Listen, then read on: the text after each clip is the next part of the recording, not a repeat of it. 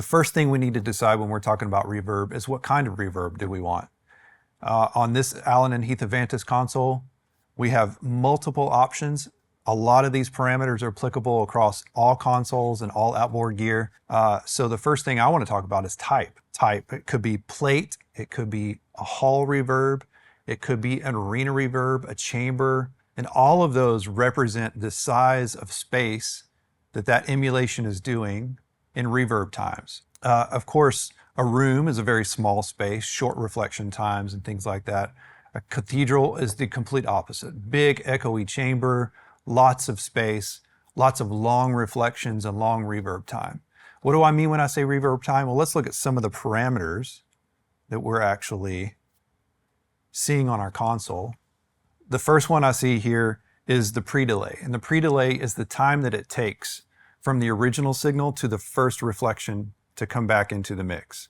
So in a lot of ways, you don't want a reflection to start immediately after the original sound, because that could muddy up your sound, it become a mess. It could be something like a vocal that you need it to have a little bit of clarity before the first reflections start. That's pre-delay. Let's overdo some of these effects just to learn what they do. And you're going to see me push some things a little bit further than they need to go. You're going to see me exaggerate some of these functions.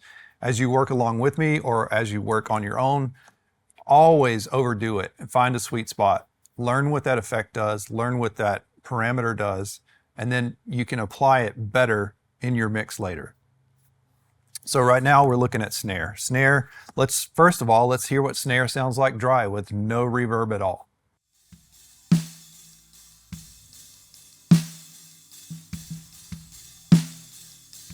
Okay, so there's snare with no reverb at all. Dry, just kind of sitting there, and it doesn't really have its own space. We'll push up some stereo, plate.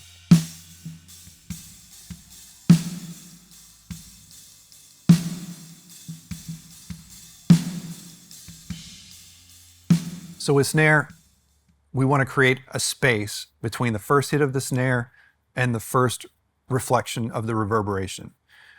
We want to get the attack out of the snare. We want some clarity from that snare. And same thing with vocals. What we want to do with vocals is allow that vocal to be upfront, clear, a little bit of coherence in what's being said or sung before the reverberations take over and add a nice clean tell. And a delay, pre-delay does that. So let's listen to an example of pre-delay on a snare.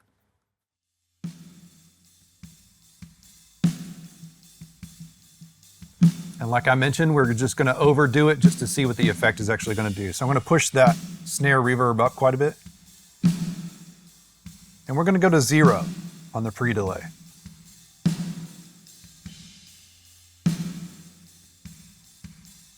So the reverb is starting immediately. When the snare hits, the reverb hits. Let's go the opposite direction. Let's do 170 milliseconds. That's a pretty good gap, but you hear the snare hit and then the reverb come in, and it's a pretty big space.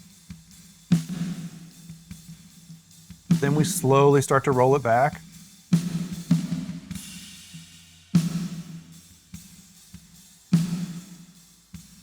Until the snare has a spot where it's popping through the mix, and then the pre-delay kicks in, and the rest of the reverb takes over after that.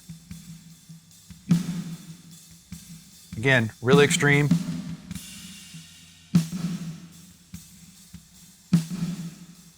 And closer to the sweet spot there. Okay, now let's talk about decay time. Decay time is how long a reflection lasts, or how long a reverb lasts. So we spoke about it earlier in discussing some of the types of reverbs and stuff.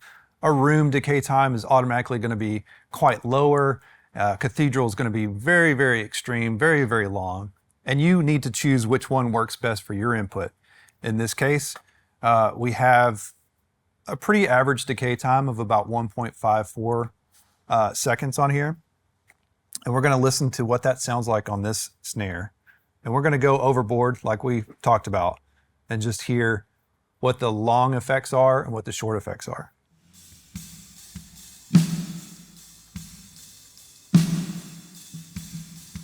Now let's just roll that up, way up there.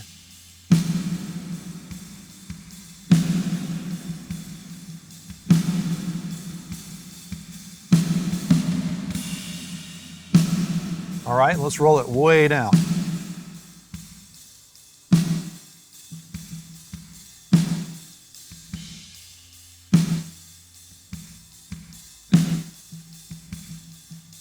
Again, really long.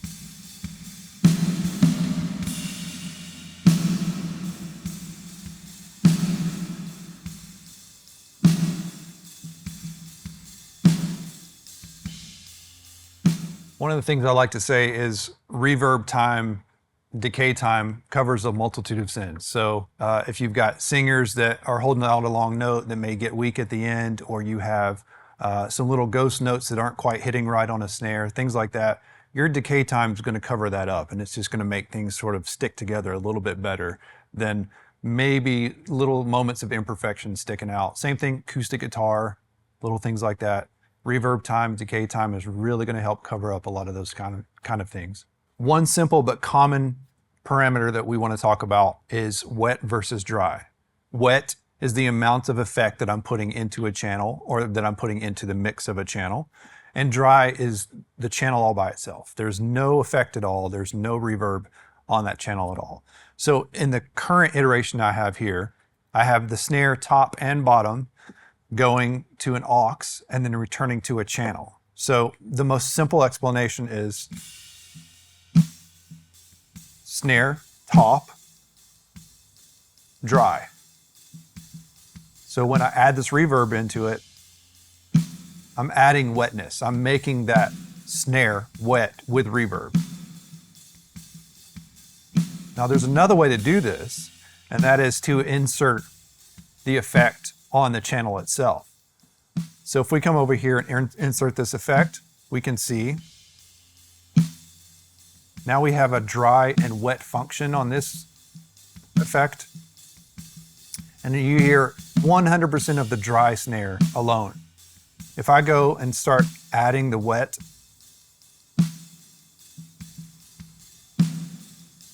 and we're adding the reverb in, and we're making it more wet.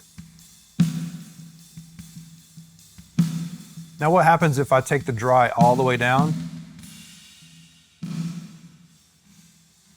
It's only reverb. There's no initial snare hit. There's no attack. You're only hearing the processed reverb. So we want to bring the dry and the wet up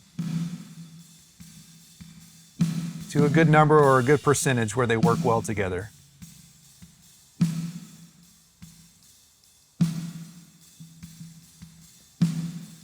And that's dry versus wet.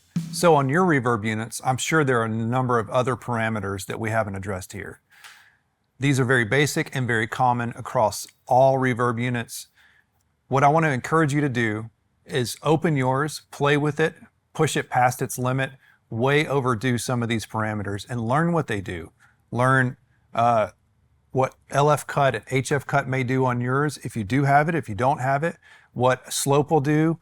Like, learn all of these parameters. But these basic pre-delay, decay time, wet and dry are common across all reverb units.